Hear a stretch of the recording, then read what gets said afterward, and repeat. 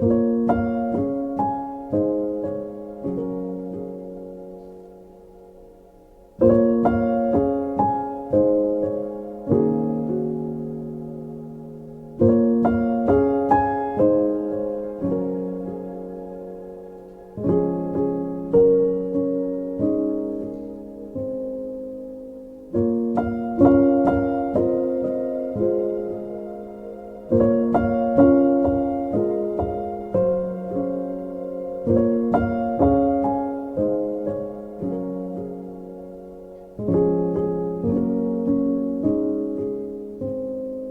and welcome to JATV Raw's Amazing People, Incredible Stories. This is episode 2. If you haven't seen episode 1 yet, you can check it out at jtvscotland.com. We'll also be launching a whole series of podcasts on Spotify, so check out our website. Details are on the screen for more details. My guest for episode 2 is one of my long-term friends. There are a few people that I've got that I want to come on the show, but this one just for me made sense. Ashim Brungo, how you doing? Oh, drink your water. Don't let me interrupt. Yeah, not too bad at all, Jay. Thanks very much for having me on today. So, Ashim, you are, to me, like if I think of fitness and healthy and well-being, you spring to mind. Yes. But you're somebody obviously I've known for a long time. You're always fit and healthy, but you weren't like as bloody Arnold Schwarzenegger you are now. Yeah, it's years of training, isn't it? So, yeah, growing up, I was a skinny kid. So one of the things I trying to work on after uni was to put size on. And yeah, it's had taken me a long time to get this shape, but I've always been active. So it's my passion. It's what I love to do. So the show's called Amazing People, Incredible Stories. Your whole life is quite an incredible story.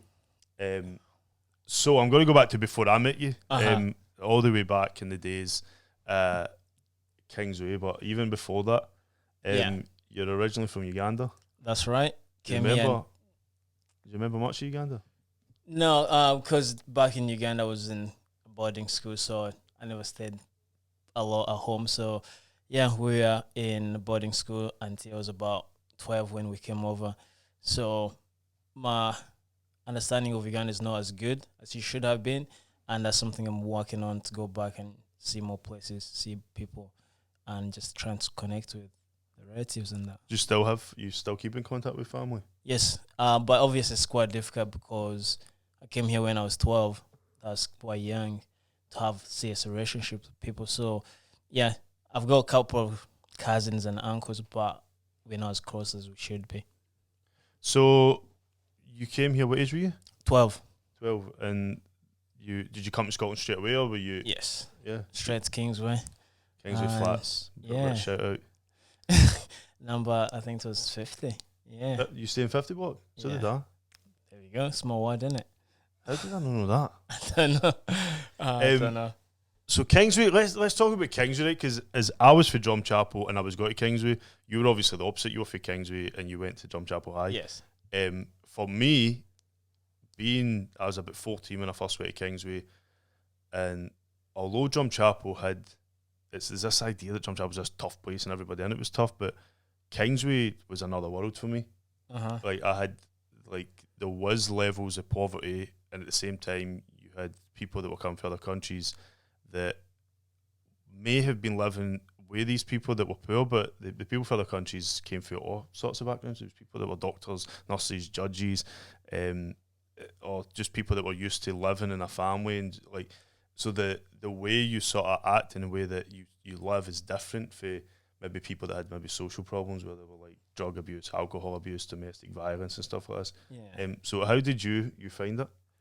For me, I didn't have issues getting introduced to like lifestyle in the UK, mainly because I was a sociable person through sport, and I think sport has a big place to play in people's lives. And had I not been playing football at that age, I would have struggled because I couldn't speak proper English at that point. So when I got to Kingsway, it was around March, freaking freezing. But within a couple of days, started looking through the window, I could see people playing football on the Red Ash pitch. And guess what? Within a couple of days, I was down just watching people play. Couldn't speak to anybody. couldn't understand how fast they were speaking Scottish. So you didn't speak in Uganda. What was the language? No, I could speak English, but I wasn't as good. And when you speak Plus, the Glaswegian is yeah, if you speak English in African country, you come here and you start listening to people talking. It's a different foreign language. So even without speaking, people realized I was quick on playing football. So they pick me fast. So that's how I got to know most kids. And within a couple of months, I was one of the boys. I would get picked fast. Within a couple of months, I started playing for Drumchapel United. Somebody scouted me. It's like, you should play for my team. And for me, that was it. So wait, before you go to the Drumchapel United stuff, so you were playing, this is in Kingsway you were playing football, right? But you also had to go to school in Drumchapel initially. Yes. Do you remember the early days of what it was like? Did you have mates for Kingsway that you... Yeah, the only mates I had at that point was kids playing football. The kids I used to play football with, and we get on the same bus because there was a bus service from Kingsway to Drumchapel straight to school, so we didn't have to take public buses. So you'd find, you see the same faces. And lunch breaks, you'd all be in the same areas, kicking the balls on football. So our lives was about playing sport and staying in the same groups. I think there was a couple of boys who were new in the country as well at that time.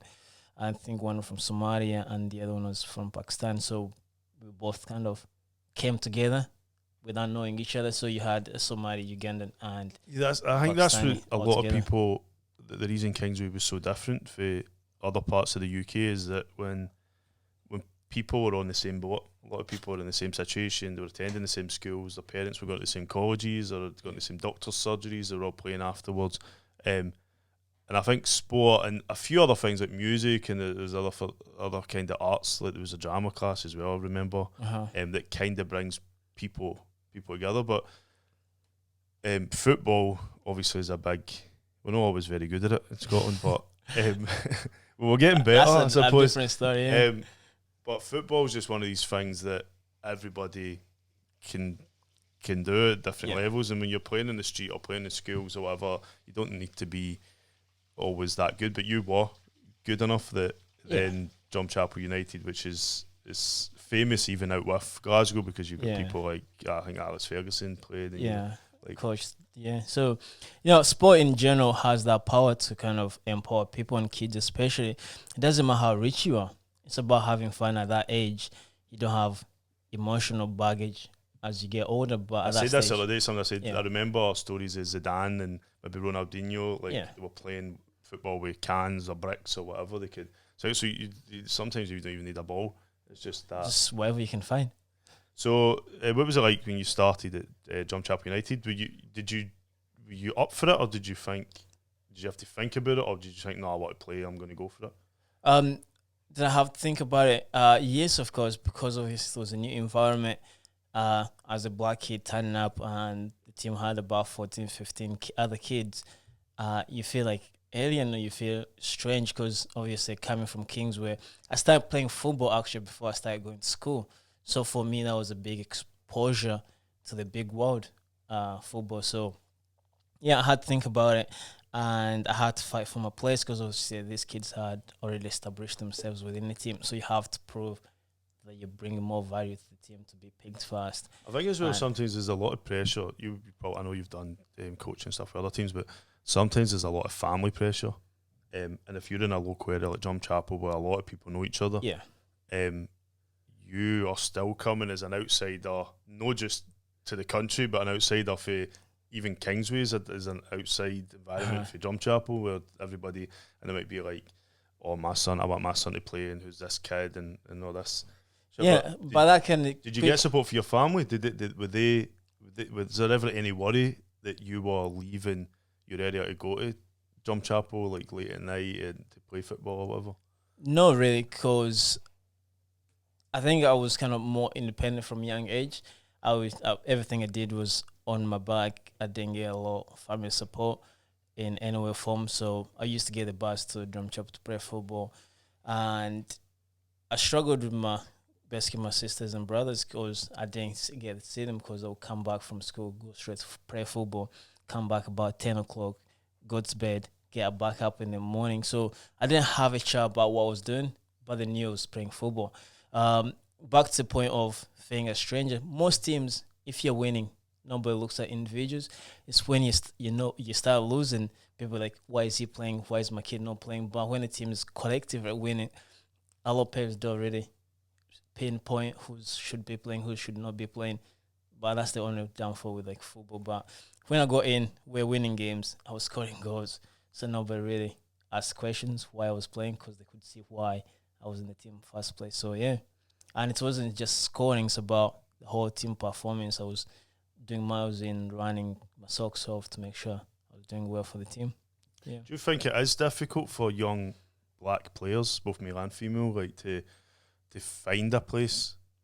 Because let's be honest, like Drumchapel's had its issues, right? I'm from Drumchapel and my mates are from every corner of the world, but I know, and I'm a realist, where that there has been issues in the past with racism in particular, and I could imagine it was easier for me to go for Kings if Drumchapel to Kingsway, but if it was the other way about, it probably would have been difficult. No, like as time went on, a lot of people found their place, and I've got mates that have got good mates in Drumchapel, so it's not always the case, and you are even testament to that. Well, but I think maybe your confidence and maybe your ability made people see past a lot. But I'd imagine like for the first steps at taking, like you were scouted, but if you had approached them and asked, do you think it's maybe? And I'm not saying, I know Drumchapel United in particular has got diverse history of players, but I'm saying like to go to Drumchapel as an area, it could have been a bad. Back in the days, we're talking about 20 years ago now.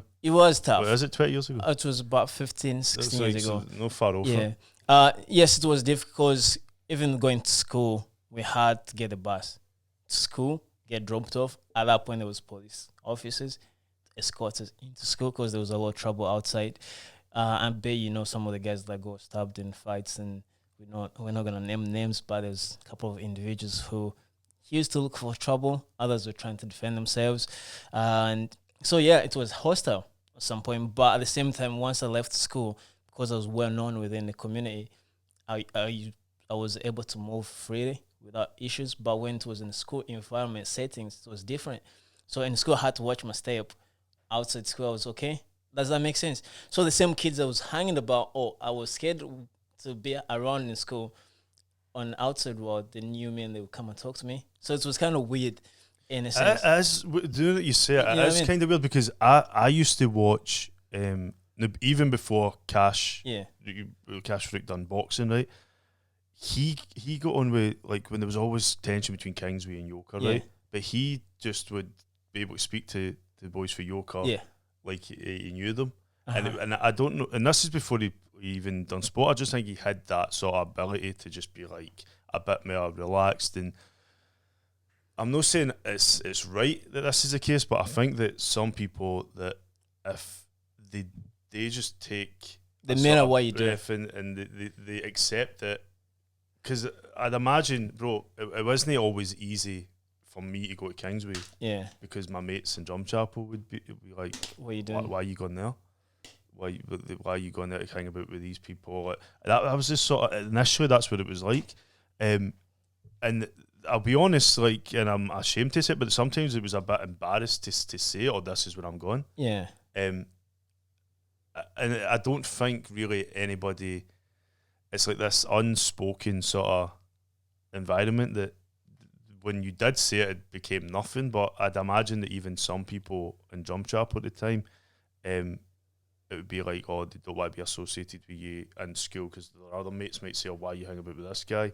But outside, it was like, oh, that's our teammate. Yeah, I think to be honest, the teams in the Drumchapel United in particular, like, have managed to. There would have been coaches that would have identified issues like this and tried to maybe break them down. Right? Like, I think coaches played a big part, and I always stayed in touch with my coaches from a young age.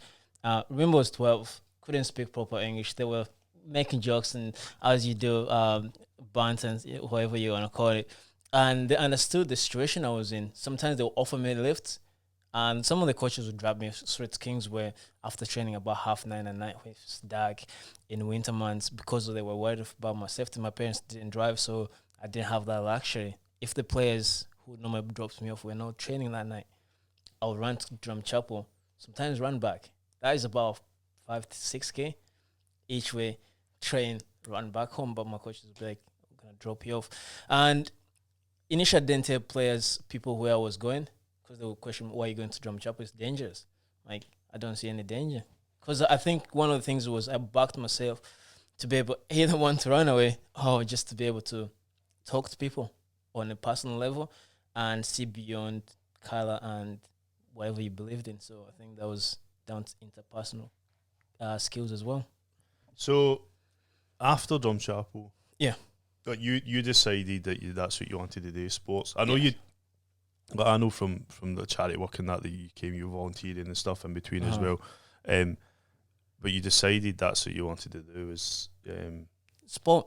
It wasn't sport in particular I was interested in. I was looking at ways where I can make a difference in people's lives,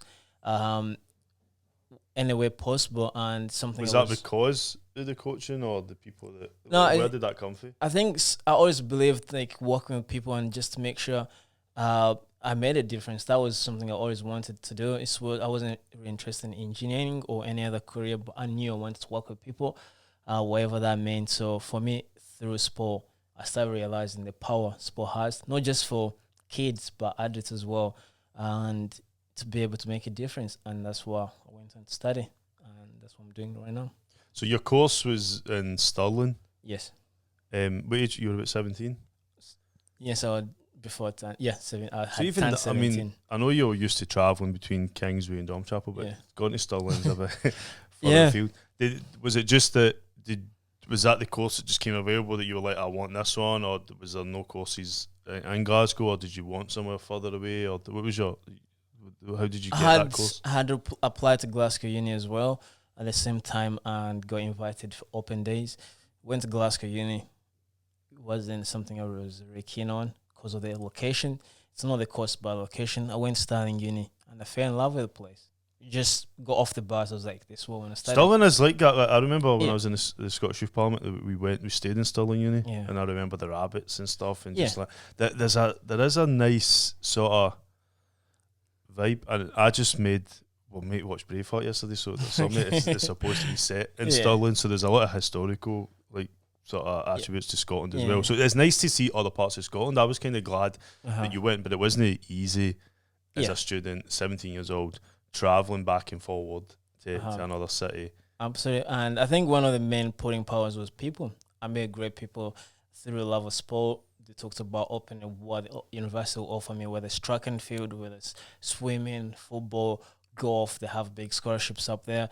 And spoke to people from different departments and knew there were people who helped me along the way. I went to a different university. I didn't feel that connection with people. So for me, it's always about how I feel in the place. And travel-wise, it's not something I thought about at the time, but I have no regrets about it. I would do it again. But no, I'll stay up studying, but I wouldn't be traveling through it.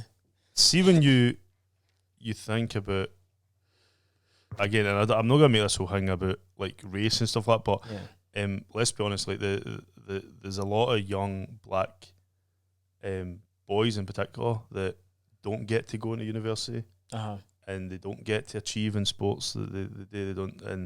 And did you feel like, first of all, when you were younger, did you think, oh, I'm going to go to university? Did you think, oh, this is possible? When you're in Kingsway, a lot of people from Drum Chapel, let's be honest, it's the same boat. They don't go into higher education. They don't. So first of all, I'm going to ask, did you think it was possible? Secondly, I'm going to think, do you think it would have been possible elsewhere? For example, in Scotland, you get university tuition fees and that paid for you. Do you think that helps? And does that open doors for young people from deprived areas? Does it open doors for young black people? Like, have you ever thought about that, or did you just like go with the flow? I didn't go with the flow. Obviously, that's a dangerous path to be on. Did I think it was possible? Yes, because I always believed in myself through sport. And I think you tend to find people who are disciplined enough to pick up a sport or an activity. They tend to be focused as well. So for me, being focused on sport helped me to basically visualize my future. And I knew at that same time, that's when if you're looking to be a professional footballer, you have to have qualifications. So for me, it was a matter of, if I want to push further in terms of playing, I need to have my education as well. So it was one of those things I knew they had to go hand in hand, and I always want to have a backup plan. So initially, I wanted to be a footballer like any kid, but I always thought about what happens when you finish. You get an injury, and you can't play anymore. You get released. What's your plan B? So I always had plan A and plan B, and education was always plan B, but end up being plan A in long run. Do you have any regrets? I know you said that, like, when you were a bit younger before uni, that you had a younger brother and sister, it's 3 years total. To be honest, they're fit and healthy as well, and Yes. they like the hill walking and the fitness and stuff. I now, got them but, into it eventually, yeah. but do you have any regrets that maybe you didn't spend a lot of time with them, or like you mentioned it there? So I never thought about it until you said it. Yeah, obviously it's one of those things you always wish you had a better connection with your family members, especially siblings, but it is what it is, I guess.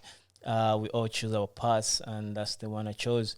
Do I have regrets? No, because if I didn't, then I would be a different individual right now. I would be on a different path. I wouldn't be where I'm here now, sitting beside you. So probably no. I only take that as a lesson and just move forward.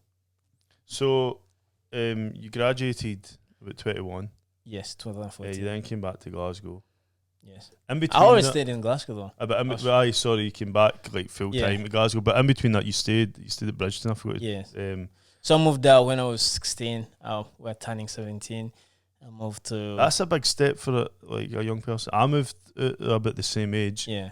And now I've got mates that are like in their 20s that still live with their parents. their parents. For me, it was all about that independence and just setting my own goals, because I felt growing up I didn't see my parents that much anyway. So being around family members that you didn't have good connection with growing up, it's a bit tricky. So going out at 17 was a good way to just kind of develop me as an individual, start making my own decisions. And I think at the age of 18 I decided to join the Army Reserves as well.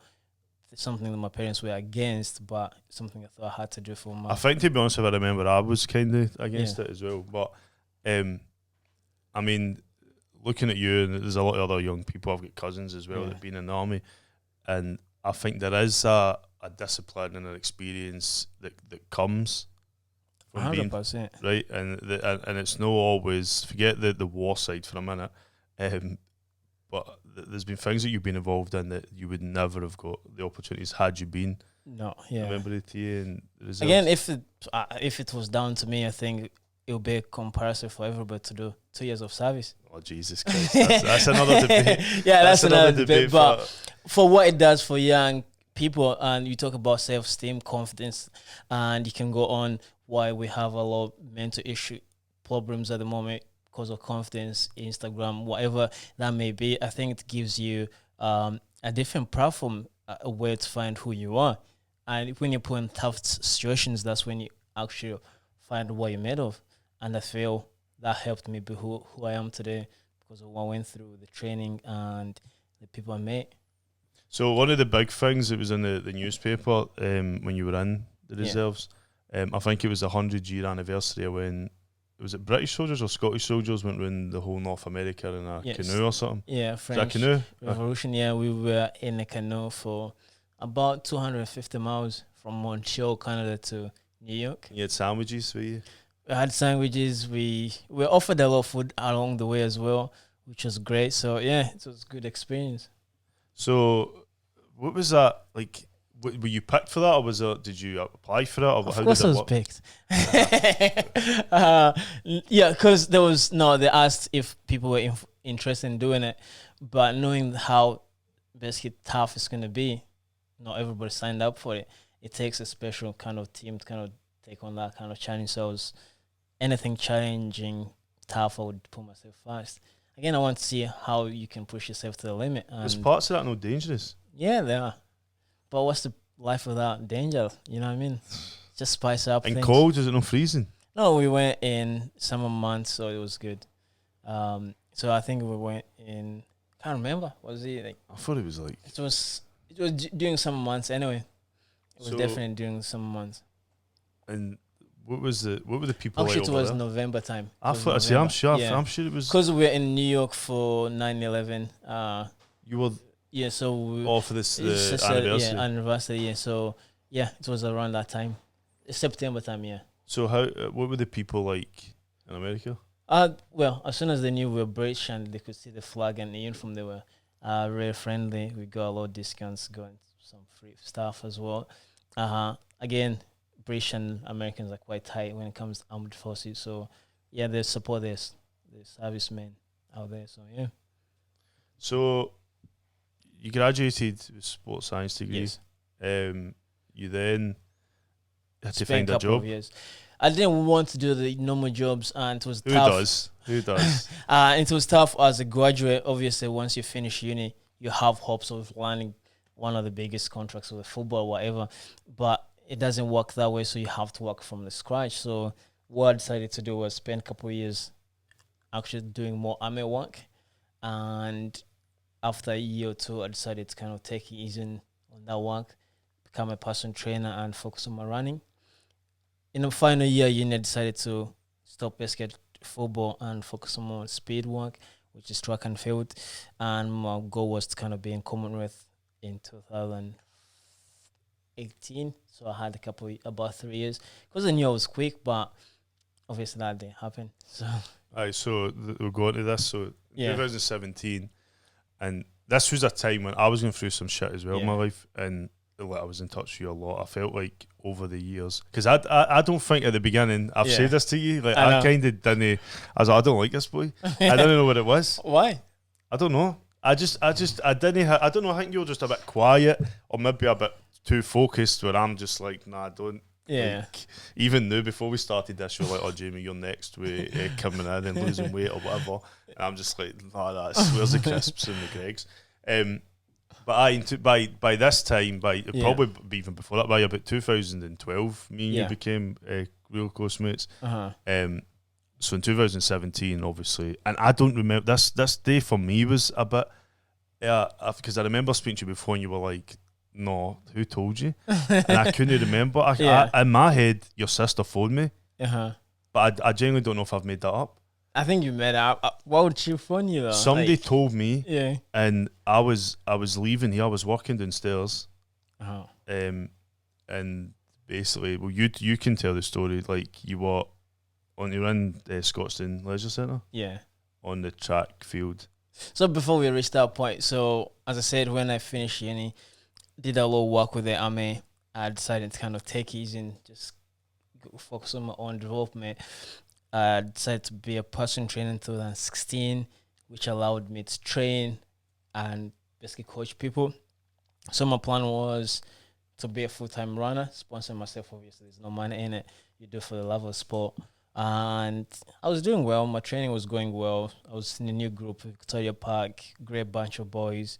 And yeah, in 2017, it was almost summer season, so we were doing a lot of speed work. I was moving well, feeling good. I think I was the fittest I've ever been. And yes, 29th of May, woke up in the hospital. Went training and woke up in the hospital with wires in my arms and ECG on my chest. What do you remember before that? On that day, On that day, we did warm up as what usual. were you doing? We did warm up with the guys running. It was about midday, and we started doing. I think we were doing a 120s, 120 meters, with 10-minute rest. So it's about 85% maximum speed, and yeah. So we went back in. I was wearing one of the stop watches, timing the recovery. Didn't feel so great. I was like, I'm feeling a bit sick. I'm gonna go to the toilet and wash my face. And the last time I remember was, so we're sitting together in a group, about 5 boys, start walking towards the toilet just to wash my face. If you've done track and field, you know the feeling. Every time you do like a good sprint, you feel like your body's on the edge, you're gonna be sick. And so left the guys. I can honestly see it. Start walking to the toilet to wash my face and have a drink of water. And that's what I remember. I can see it right now. And that was it. So basically, what happened is you had a cardiac arrest, your heart stopped. That's right, yeah. And then who found you? what happened next? So obviously, it's the stories I've had.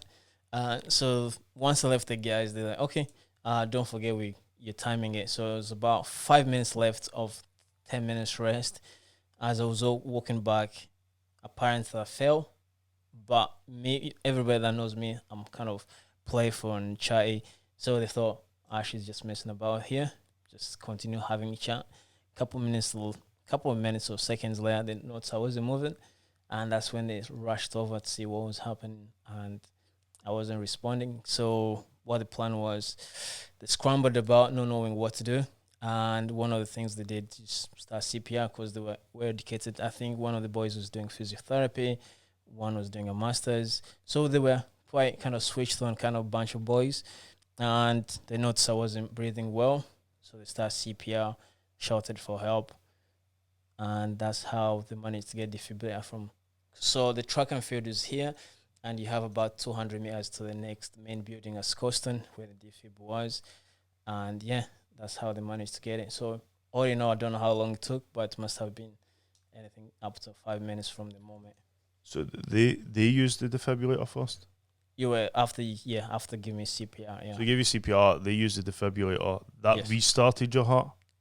Yes, according from the stories, yeah. Right, and then an ambulance came, what? Then stood up, thinking I was okay. I told the boys that we should go back and run. They were like, "Are you kidding? Do you remember this? No." And then I passed out again, and they were like, "Oh no, again!" And then they had to reuse the defibrillator again. And the second time I remembered waking up was in the ambulance with the nurses, the paramedic talking to me and asking me how I'm That's feeling. a massive. I think I know we've spoken about it before, but just when you're saying it, because I've never heard the actual what happened in my head. Like I felt like I knew everything. Yeah. But what age were you? 20. So 2017. How long is it from now? 4 years ago. So I'm 27 now, turning 28. So you're 23. 23. Yeah. And your heart stopped twice. Yeah. But even once, something like that, and somebody that you see, you're fit, you're healthy, you're running, you're sprinting, you're eating everything right. Yeah. Like when you woke up, what were you thinking? I was like, so my first question was, when can I go back to running? And the doctors were like, don't be silly. You're lucky to be alive. And that's when it hit me. And obviously, uni day, when I was at uni, it's something we studied about, cardiac arrest. We had a couple of lectures about it. And yeah, it's something I knew about, but I wasn't expecting that to happen to me. And when something like that you studied about happens to you, it's like, oh shit, this is real now. I need to change the way I live my life from now on. I remember I came to see you in hospital and you had all these like patches and wires ECG, and stuff on you, right? And it's you hear about it being like it's older people have heart attacks and like, to be honest, actually I've done first aid a lot, so I know the certain times there's two, as far as I'm aware, key times that people have heart attacks. One is when they're sleeping, because the heart's pumping slower. So if there's anything going through the heart, if it gets lodged in, it's harder. And the second one is when they're doing stuff like sprinting, because the heart's pumping faster. Yeah, agree with but that, again, that is different. That is due to basically lifestyle related. If somebody has, the chances are if somebody was to have heart attack or cardiac arrest while they're sleeping, is because the hearts are clogged up, which is as a result. That's not what happened to you. Yeah, that is as a Yours result came of because of too much pressure on your heart. we don't know. That's a surprising thing. How many people run? That's the question I always ask people. How many people are involved in actual challenging exercises? Millions. But in my case, it happens to 1 in 50,000, if I'm right. So 1 in 50,000 people who are actually active, very active, have a chance of having it. So what causes it? The research is inconclusive, so we don't know. And I'm heavily involved in research, and I'm working cardiologist and the hospital, and we keep in touch and just basically make sure. So this isn't something that I know you said that it is rare that this this type of cardiac arrest happens, but I mean a few weeks ago, like people, millions of people seen Christian Eriksen And I was watching the a game player. as well. Yeah. So when you watched that, like happened to him, what was going through your head? For me, I was like deja vu. It felt like I've been there before. It's like I've seen that scenario before playing out in my head in my own life. Obviously, has, but I don't remember watching it. If that makes sense. So it was like a replay of my own event. So I was sitting there like kind of stuck in my head. I was like, "What the fuck is going on?" But I've seen that scenario before. I know exactly what is happening to him and what people are doing around him. You know what I mean? And obviously for him had the medics and doctors, but for me it was a bunch of my friends. So I'm seeing this guy, then I'm seeing my friends who I was training with doing that to me. Did you understand what was happening to him? Yeah. When that happened? Yeah. Because a lot of people didn't. A lot of people didn't understand. I knew straight away, because if anybody's running and basically they go down the way he did, that's the same thing that, as I said, that happened to me, but obviously I didn't see it. Basically, it's like watching a video of yourself. It's like coming back in the future, see you, an event happen to you. That's what was happening. And with this, I mean, the thing that people found shocking was that his wife was there and people were looking on and stuff, and it's been televised. And like, well, what's wrong with that? I'm not saying there's anything wrong, but what I'm saying is that when there's so many, like, people are finding it shocking because really people don't know what to do, and people don't know how to always react with that. Whereas, to be honest, from my point of view, you're the type of person that would be good in that situation. Yeah. Right? But if it's happened to you, and you needed to rely on the people that are around about you, which, to be honest, they took massive steps to save your life. Like, if you were somewhere else or you're somewhere on your own, God knows if you'd be sitting here now. Probably no. And the same thing with him, like, Ericsson went down in a pitch that was watched, millions of people tuning in all over the world watching. Yeah. But that, it's scary because we sometimes, I think, we take for granted these parts of our body that, to be honest, we're really fragile people. Absolutely, yeah. And you know, for like obviously sports and fitness, like how much that can help people. But sometimes in the back of my head, I'm like, I question: did you push yourself too far? Have you went further than what you're supposed to? And that's a good question, though. But then my question to you would be, how do you know if you're pushing yourself hard enough, and how many people have been in my shoes before? Think about evolution-wise, people were hunters. So that's what we did. Long distance, you look in Kenyans, where the origin of people. We are meant to be endurance. These people died younger. But again, then again, what they die of, that's what we don't know. But human body is meant to be pushed. That's how we evolve. And for me, I don't think it was that. I think it was just bad luck. Again, in the same time, being in the right place. Because had that happened when I was in the army, somewhere in the middle of nowhere.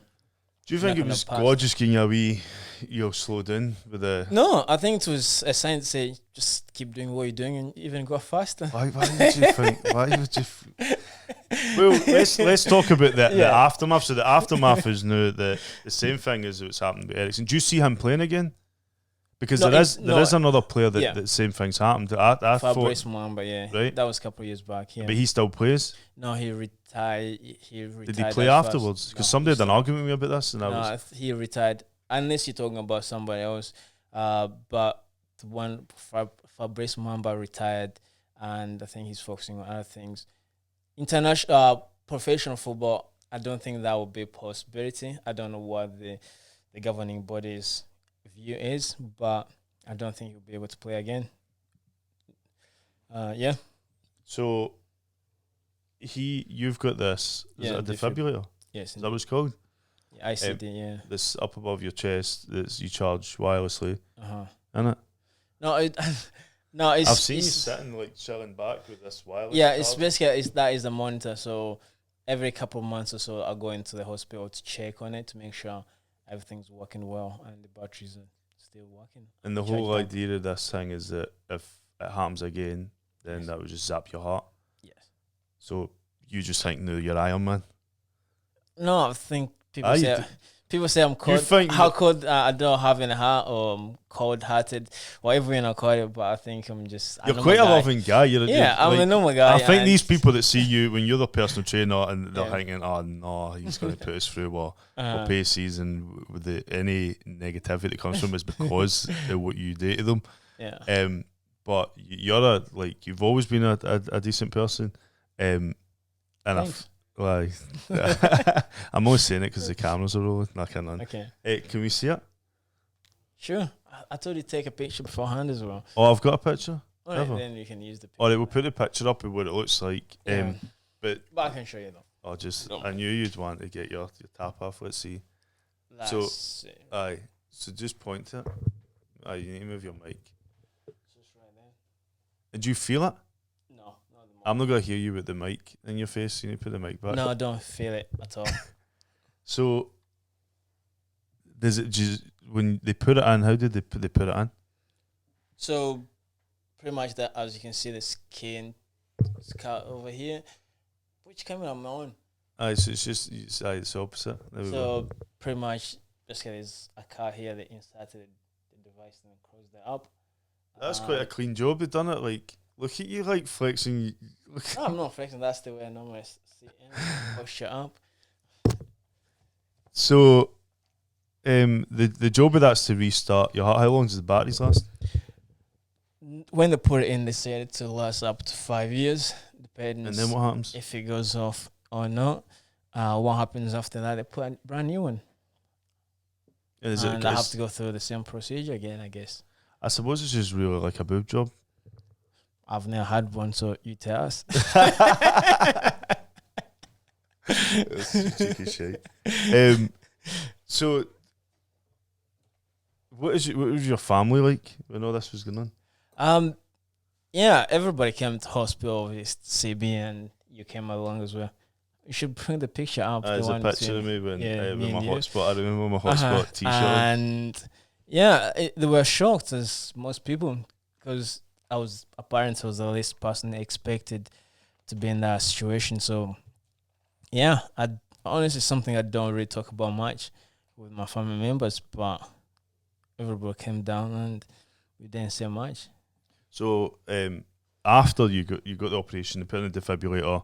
That's it. You can go. They just gave you some advice. Try and keep calm a bit. Yeah. But and you do speak to cardiologists and that, and your job is in fitness and you're involved in that. But with what you'd went through, like that in itself is something that is quite shocking, like mentally. Yeah. And I know that you need to consider people's mental health and even when they're doing physical sort of stuff. Do you think that you got enough support, or do you think there's a gap there where there's not enough support for maybe young people that go through something like this and then they're just sort of left? Like, what's your thoughts on that? For me personally, when I was in the hospital for about 2 weeks, going through the testing, and the doctors would come in and check on me to see if I'm doing okay. But there was no any single point where they asked me how I was feeling, like, oh, how's your heart, any symptoms, and that was it. Could they have asked me different question? I don't know, because at that young age, when you're 23, mental health is not something of a lot of people talk about. So was I struggling? Hell yeah, I was struggling big time. Coming from running full time, that's what I was doing. Get up in the morning, go and train, go in the gym, train people, go back to track training in the afternoon. That was my life. Eat, sleep, repeat, pretty much, coach, and that was what I was doing. So to go from that to imagine you going to bed today and waking up tomorrow and say you can't do what you were doing. So how are you supposed to process that? On top of that, you're in bed bound, as you said. I was wired up. I think I lost about 10 kilos in about 2 days. Well, not 2 days, but within about 2 weeks, because it was in the bed, just 4 walls. Every time I turned, the wire came off, the machine would go off. So yeah, it was really tough. Like you just said, like there wasn't really any reason for it. Yeah.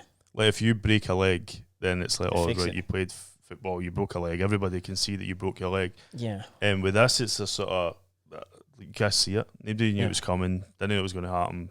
you were lucky enough that you were in the place at the time that you were that people were able to save your life. But then afterwards, and I suppose I'm sort of arguing in my head, like, our hospitals, like, the emergency side is to preserve their life. Yeah. Right? Which they did well. Right. Yeah.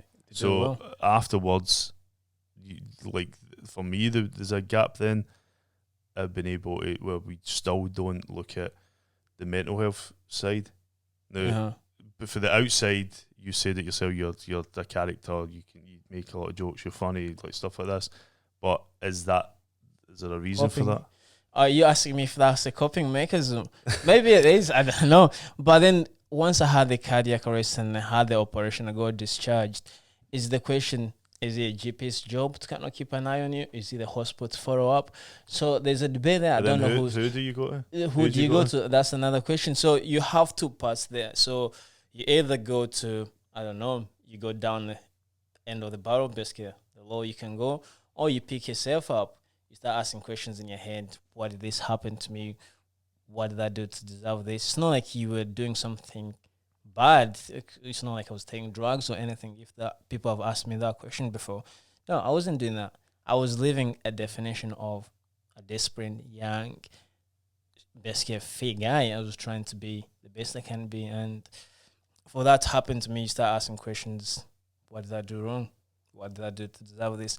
But then at the end of the day, you kind of start realizing nobody's going to answer you.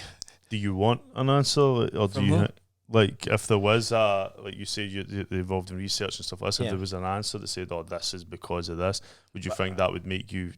No, like, it wouldn't change anything, because my dream won't be fulfilled, because I know the answer. Would they save more lives? Potentially, because if they can catch it before it happens, if there was a way of kind of doing massive screening in young people, yes, up 100%. And I think that would be my purpose. Actually, to answer your question, maybe yes, because I know I will serve my purpose of saving more lives. But at the same token, I'll be like, but it's not going to help me live my dream of being who I wanted to be, or who I was working to be. So it's a year on yet and no answer to that. And going back to the question of support, was I offered any mental health support? Probably no. I was given a number for British Heart Foundation to go and do a rehab for. With the way I looked at it was to see with 80-year-olds and just do what? Just do a bit of exercise to move your arm left to right. That's not what it was all about. Most people that go through that and have looked into it are people who have basically heart attacks and cardiac arrest because of old age, or because they're not in great shape, so they're trying to rehabilitate them physically. But I don't know if they're doing that mentally as well. So I was like, no, I'm not up for see with all these and talk about. I don't know what they talk about. For me, I was in a different headspace. So I said earlier that as part of your work now that you do with people, do you take in, like I said, you I know that you consider the mental health aspect of their life as well, and that sometimes I don't think you can get fit physically if you're not fit mentally.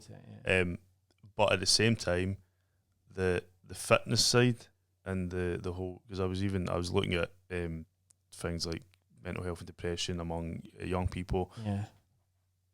And obviously I'm from an area where the suicides is a big issue amongst young men and women as well, but in particular young men.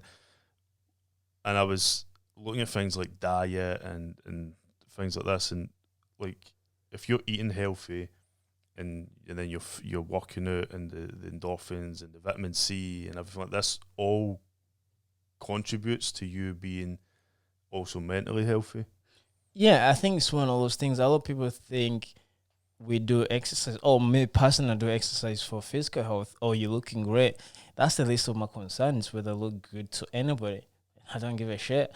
What I'm concerned about is how I'm feeling mentally and physically. So for me, a big chunk of reason I do what I do is for mental health. It's the way of escaping life and just being in my own space and working on me.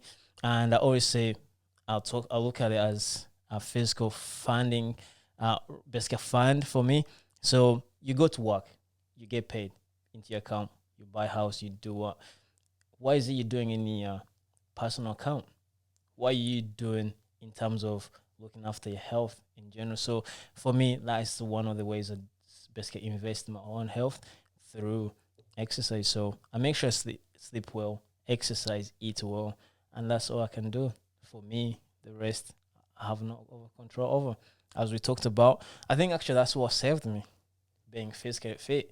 That's what saved me from dying, because as you mentioned, a lot of people die because the hearts are clogged up. But for me, I was able to survive because CPR was supposed to do the job of basically keeping my heart pumping and my blood moving. And to be honest, your job now and the work that you do is technically saving other lives. I wouldn't say that way. You, I can, I'll say it because it is. If your focus and your goal is working with people and making them live healthier lives, this is making them live longer. And it's only, although we've had like bodybuildings and things like this in the past, we've never really had just like looking at people's lifestyles and the small changes that they can make. Implement, yeah. And as I said, I keep saying it, like coming from an area like Drum Chapel, where people struggle sometimes to put electricity in their meter, never mind getting something decent to eat, or people don't know how to cook, or people like would spend. Even my diet is probably a result of that at some point, and I know we've spoke about my diet, but we won't get into much about my I would love to dig into that more depth. Maybe next round. Well, it's something that I look into a lot, and I look into, even if you look at the COVID stuff and how it's affected different communities, and in particular, and I know we've spoken about this in the past, there's people from ethnic minority and black communities that traditionally have had high blood pressure and had salty diets or sugar and diabetes and everything else. But if you look at the numbers in Drum Chapel as well, the numbers were high than elsewhere. And there's always been a contrast with Drum Chapel and Bears again, Den. then you can look at things, obviously that's a good example. Then you can look at about basically the population and how people communicate with each other, interact with each other. If you're talking about the rich areas, people are kind of spaced out, aren't they? Whereas in the poor, dense populated areas, people are living on top of each other. As I say, there's a lot of factors kind of playing out. There is things that I never regret, right? My parents, we chose to bring us up in Drum Chapel, and we seen things that, like at a time, and I know it was worse even before I was born, but at a time where Drum Chapel was still the worst performing schools, the worst area for drug abuse, alcohol abuse, domestic violence, like things like this, like everything sort of happened. But to me, like, these are the best people I've ever met. And there's still people there in Drum Chapel. There's still, like, even though I'm obviously involved in the boxing, and there's young boxers that I think are gonna like take over when they become pro and they get like, or even they go to the like further than the amateurs and stuff, and even potentially Commonwealth Games and Olympics. These guys are young, determined athletes, and it's good for me to see that, because I want them to change, not just the idea of what Scotland looks like, but these areas where you think, well, what can I achieve? But again, going back to my point, that's what I was thriving for. Coming from that here, Kingsway, going to Drum Chapel, I was like, I don't want to be the next guy who's going to be hanging about the street. That was my way out. And if you look on those, the names you mentioned, the boxers, and whether they're amateurs or professional, they're looking for their way out. And sport gives you that platform. Once you're out, probably you're going to go on and be a normal functioning adult, even if whether you don't make it, but it gives you a platform to kind of thrive for better in life, and that's good. See, that the sport is giving that opportunity. So can we do more? Absolutely, put more activities. If somebody doesn't like boxing, let them try football. If they don't like football, track and field. If not that, dancing, whatever that may be. But when you're given these opportunities, and just fitness in general as well, gym memberships and. So you started AB Pro Training, abprotraining.com. Your logo's actually behind us. Yeah. If I can switch, I think I can switch to. Wait, look. Oh, there's your logo there. Yeah. So these are all our sponsors and partners with JATV up on the screen, but I'll flip back to where we are. We'll see your logo again. There you go. So the AB. In fact, there's one behind you, there's one behind me. Yeah. This wasn't planned, it just happened by accident. Sure. AB Pro Training, that's your website. I mean, if people are looking for personal training stuff, that's what you didn't. I've helped during the lockdown. You were you were zooming some of the sessions and stuff, but now you're back in the gym. How's that going? Yeah, gym is going well, and yeah, we're picking up again. That's good to see people going back to the gyms. I think I can speak for majority of the people that we did miss the social aspect of going to the gym. It's not just going in there to just train. For me personally, I feel I give more service to people just through having a chat with them and just finding how their days are going. Still, a lot of people can't go back to their offices, so gyms and leisure centers where people can actually have social interactions and feel like humans again. Well, other people go to pubs, but I recommend going to the gyms if you can. Well, it's a mix, isn't it? Yeah. No, I think gyms was like there's a lot that didn't make sense to me with the whole COVID stuff and gyms getting closed, because especially that it's difficult to get in touch with your GPs and things like that. And I know a lot of coaching, obviously again boxing, but a lot of coaches that were involved in boxing used to identify maybe issues with some younger boxers. They would see if there was maybe something going on in the house or maybe sort of like, because if you're seeing a kid like 5-6 times a week, and if they don't show up, you know that they haven't showed up. If they're not performing the best, you can put them aside to be like, hey, what's going on? Whether they talk to you or not, they know. And if they don't show up, they know somebody's going to be asking about them. So sometimes it's no actual talking to them. It's you being there that kind of makes a difference. Same as in the gym. I've got some clients who turn up and sometimes they don't want to train, but they know they have to turn up to be accountable for their sessions. And sometimes I decide, let's go for a walk, and that's it. If they don't want to talk to me, that's fine. But I give them that option of just kind of talking to me. And so we're doing more than just training and beasting you and just coming up and just screaming at you.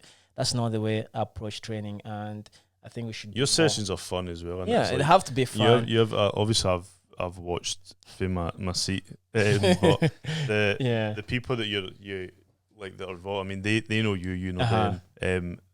The St Mirren stuff as well. Are you still involved in that? Is that? No, at the moment I took a break from that. But I came out. I filmed St Mirren, the women's club. It was like, and it's good to see that. It's good to see you putting your efforts and stuff in. And I mean, it'd be good to get. I mean, we could look at other podcasts and stuff and get guests and speak, because it's something that I think there needs to be a real debate about. Like sports and getting people involved in sports, and there's this whole sections of the communities that don't. Yeah, absolutely, and that's one of the things I've spoke to you about, and we talked about Kings where I grew up and the press. When you look around, there's no a lot going on in terms of supporting local communities. Somebody can turn around and say, "Oh, there's a sports and leisure center," but not everybody can go to that, and nobody's comfortable doing that, or they can't afford it. So we need to look into how we can support and introduce more activities like local communities, because it does serve a big purpose, whether it's physical, whether it's mental, and gives them a sense of community, something we are losing. Because if you're locked up, you are in isolation, you're not going to speak to anybody. Why, if you're single or you're living with your partner, that's the only person you will see. Whereas if we can do more in the communities to get people out and create that sense of belonging, then we may reduce the risks of depression and anxiety, as you mentioned, which COVID has highlighted. So that's just over an hour. You happy with that? That's time flies, isn't it? I know. The thing is, you could probably talk to me all day. Yeah. I'm missing England game as well. I know. I wonder what the score you is. picked the time. You picked the time. I think I was happy this Saturday morning at like 7 in the morning or whatever. Yeah. What is it with you texting like early in the morning? Text me at 8 in the morning. Yeah, I get up at 6 every day, and that's the way I do things. Don't know what 8 in the morning looks like. But then I feel like that gives you more time throughout the day to do. No, to be honest, like I've started sleeping with the blinds open, so when the sun gets up, I naturally wake up now at 6, 7. But then again, I don't leave my bed. But at the moment, you should be closing your blinds, because obviously, why?